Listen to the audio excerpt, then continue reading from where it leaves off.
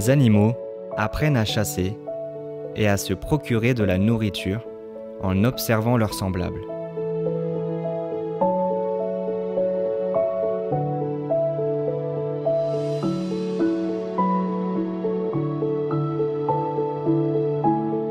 Dans le monde de l'homme, là où l'instinct de transmission semble se perdre, un espoir subsiste. La transmission, c'est très important. Moi, j'ai adoré quand mes parents m'ont transmis leur passion. Je me rappelle de tous ces moments partagés avec eux au bord de l'eau qui sont pour moi impérissables. Mon père m'a transmis sa passion pour la pêche à la mouche. Du coup, je l'ai transmise aussi à mes enfants. J'ai eu la chance d'être père de 5 enfants. Mes enfants sont vraiment passionnés par la pêche à la mouche. Ça les intéresse, tout ce qu'il y a autour, de fabriquer sa mouche, de pouvoir aller au bord de l'eau, de leur expliquer comment s'alimente un poisson, à quelle heure il faut pêcher, en quelle saison on recherche tel poisson en telle saison un autre poisson, pourquoi à tel endroit, puisqu'on a amené à pêcher différents poissons, on le voit aujourd'hui, on a pêché aujourd'hui des cyprinidés, on peut aussi pêcher des carnassiers à la mouche. Il y a tout un ensemble qu'il faut connaître quand on est pêcheur, plein de choses qu'on ne comprend pas au départ, qu'il faut expliquer, transmettre, et c'est vraiment hyper sympa, c'est des moments inoubliables d'une vie, on est fiers de nos enfants et je souhaite à tous les parents de vivre des moments comme ça avec les enfants, c'est vraiment des moments privilégiés que j'apprécie énormément.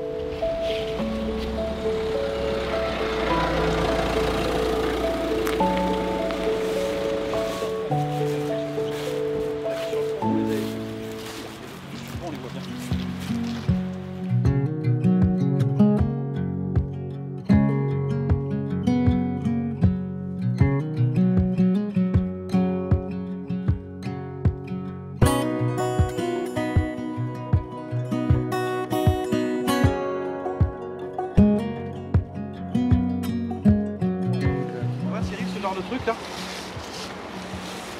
Ah oui. Alors il y a ça aussi, c'est un verre de vase. Ah joli ça. C'est petit. Mais j'ai envie de te laisser ça. Attends, je vais monter celle-là déjà. Parce que là j'ai un peu. C'est bon. Je vais te laisser ça et ça. Ça marche pas mal ça. Bon écoute, ça change un petit peu. T'as un indicateur là? J'ai l'indicateur. Il est pas mis mais je vais le lui mettre. Donc là on va s'approcher tranquillement.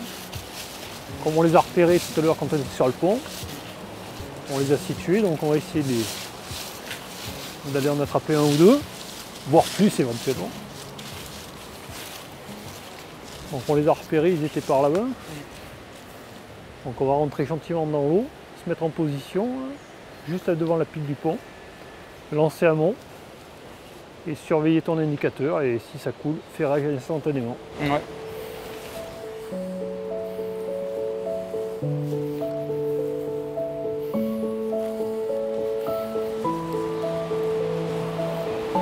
Vas-y, monte. Monte un petit peu. Ouais, on va rentrer ici. Là, donc là tu vas descendre gentiment. Là, pour t'ouvrir l'angle pour pouvoir les attaquer. Pas besoin d'avancer beaucoup.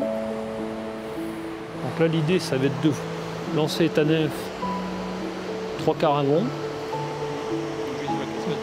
Tout de suite, voilà à peu près. Déjà ils sont à 4-5 mètres devant nous.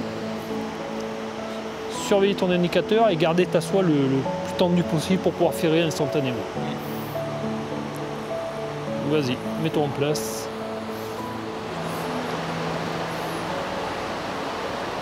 Donc là, toi, tu as ton indicateur à couler parce que tu es accroché.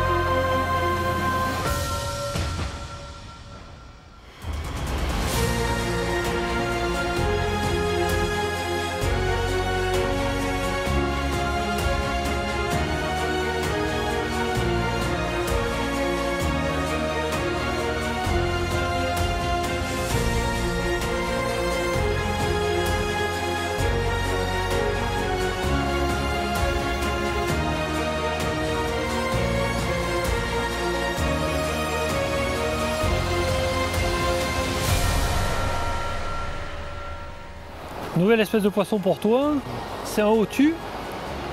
Donc tu vois, ça a la bouche dirigée vers le bas. Ouais. C'est toujours pareil, c'est un poisson qui fouine beaucoup au fond, avec des belles écailles, des belles nageoires. Et celui-là est pas évident. Il y en a des plus gros, mais celui-là est déjà pas mal. Donc voilà, comme quoi, dans les rivières de seconde catégorie, tu vois, on peut s'amuser quand même sur des diverses espèces de poissons. Ce matin, tu as fait un barbeau, là, un haut-tu. Très bien, très bien. Allez, on va le relâcher.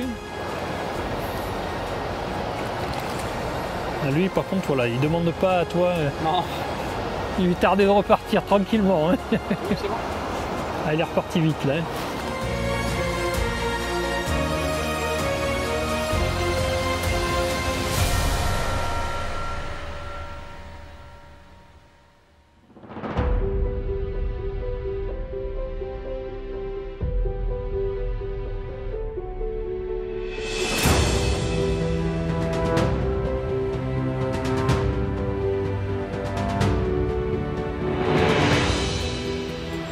Donc on va essayer de monter, que vous voyez Raphaël et puis Chloé comment on fait une nymphe pour les barbeaux. On va essayer de vous montrer ça. Donc là on va utiliser des hameçons assez gros. Ça c'est des hameçons d'Oiku en taille 10. Et en fait la rampe elle est très ouverte. Parce que le barbeau il a une gueule assez grosse. Il faut que l'hameçon puisse bien se piquer à l'intérieur. Donc l'avantage de ces hameçons, ils ont une très large ouverture. Ça ressemble un peu à des hameçons à carpe quoi. Donc là on a positionné la bille. Alors vu que la bille elle est fendue, on la relève un petit peu avec le doigt. On la monte comme ça. Et puis on vient entourer la soie de montage derrière pour bien la maintenir en position, parce qu'il la lève un petit peu. Moi j'ai une préférence pour les billes fendues. Après bon, chacun moi je préfère aussi, parce que souvent on pense que le barbeau il suffit de lui passer une nymphe pour qu'il apprenne. En fait c'est un poisson très sélectif. Là on a la chance d'avoir Aurel avec nous, il nous a amené ses plumes, qui teinte lui-même, qui sélectionne lui-même. Ouais. Alors explique-nous un petit peu Aurel. Eh ben, sur ces plumes là il y a deux possibilités de montage. Soit on prend juste une fibre et on fait le corps classique comme on a l'habitude avec les annelures. D'accord. Ou alors on va prendre 3 ou 4 fibres. Moi j'en prends 3. D'accord. Et en les attachant par la pointe, ça va nous donner l'effet pheasant tail un peu. Ah oui, vachement d'accord. resserré, tu sais, un peu plus bourru. Ouais, d'accord. Bah tiens, je te laisse faire. Donc ça c'est des plumes, c'est quoi comme plume exactement ça? C'est des plumes d'oie. Des plumes que je trie moi-même, que je lave, que je dégraisse. D'accord. Après que je teinte.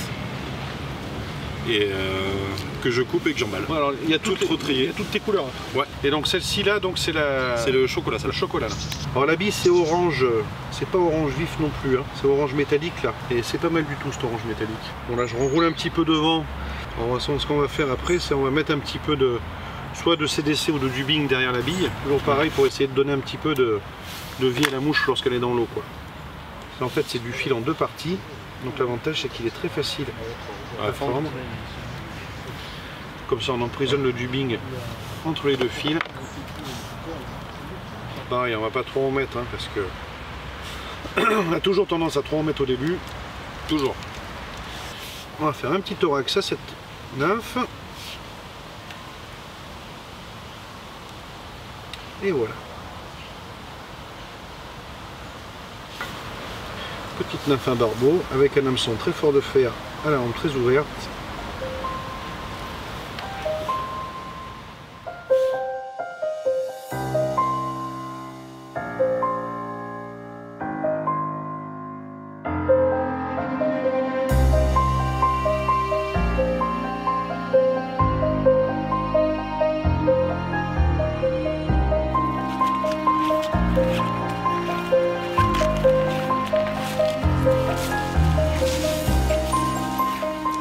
Voilà Chloé, donc aujourd'hui on est sur la Vienne, dans Limoges.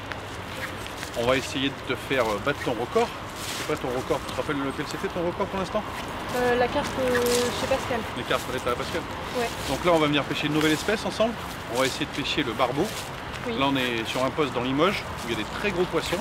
On va essayer de les séduire avec une nymphe. Tu vas voir, ça va être une nouvelle technique pour toi aujourd'hui. Oui. Et tu vas voir, les combats sont super sympas. Ça change, on n'est pas obligé de pêcher que des salmonidés, tu vois la mouche, on peut pêcher toutes les espèces en fait. Et écoute, on va essayer de voir, mais là on est normalement sur un hotspot, donc on va voir ça. Ok? Ouais.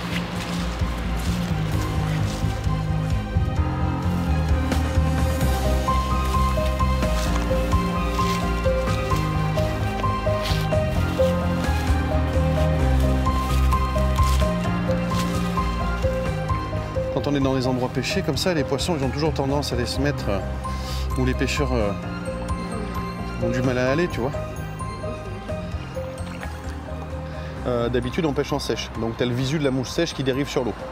Là c'est pas pareil, ça s'appelle une nymphe, tu connais, je t'ai expliqué déjà. Donc ça, là on va essayer de leurrer des barbeaux, donc en fait la nymphe elle va être sous l'eau. Et le poisson tu vas pas voir quand il s'en empare, puisque là en plus ce matin on a de l'ombre et on n'a pas le bon soleil pour pêcher à vue. Donc on va surveiller le bout de la soie, c'est-à-dire, tu vois je vais lancer, et là tu vois le bout de la soie là, dans l'eau, s'il y a un poisson ça va tirer dessus. Le bout de la soie il va faire, et là hop, quand il tire comme ça, on ferme, d'accord? Alors toi tu vas devoir faire des lancers, alors tu vas voir c'est un peu, ça va t'embêter un petit peu pour lancer, il va bien falloir que tu attendes derrière, tu vois. Bien falloir que tu attendes que la nymphe soit derrière, parce que si tu n'attends pas bien, vu que tu as une nymphe au bout et que ça a du poids, tu vas moins bien lancer, donc il faut bien que tu attendes derrière. Donc on va essayer d'aller là-bas, et je vais essayer de te montrer comment on fait, ok? Alors tu fais toujours attention quand tu es sur tes pieds, et là on va essayer de se positionner juste au bout là.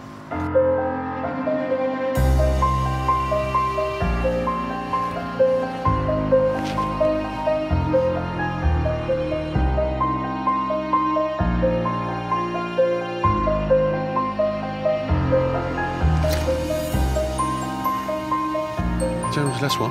Ça va tirer. Si tu arrives à le ramener dans le calme, tire pas trop là. Voilà. Ça doit ramener dans le calme là. Yes! Oui! Bravo Chloé!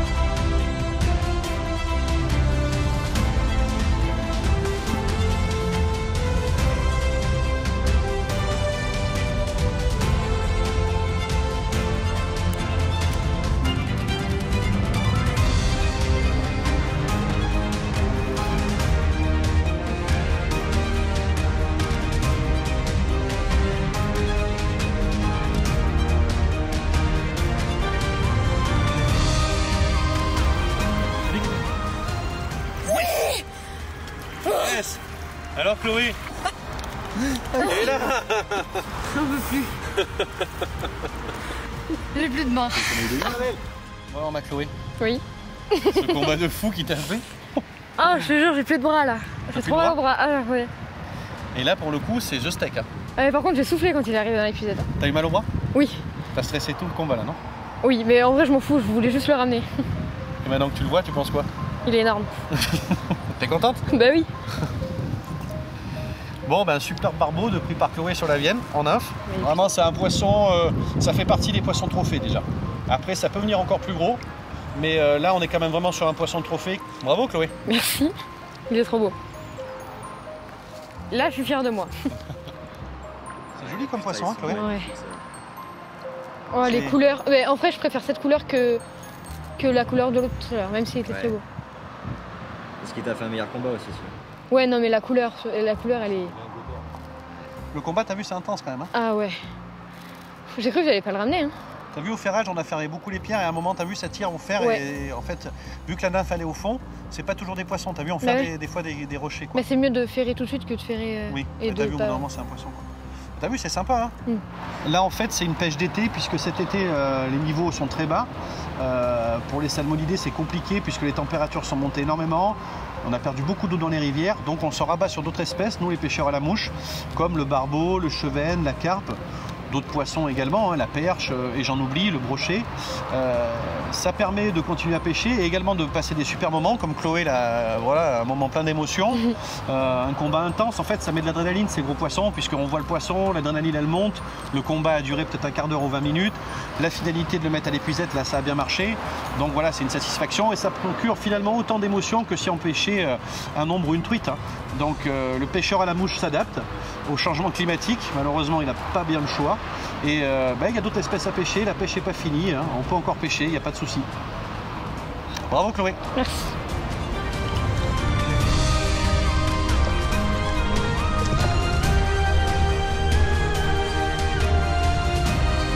Il est plus beau de transmettre aux autres ce qu'on a contemplé que de contempler seulement.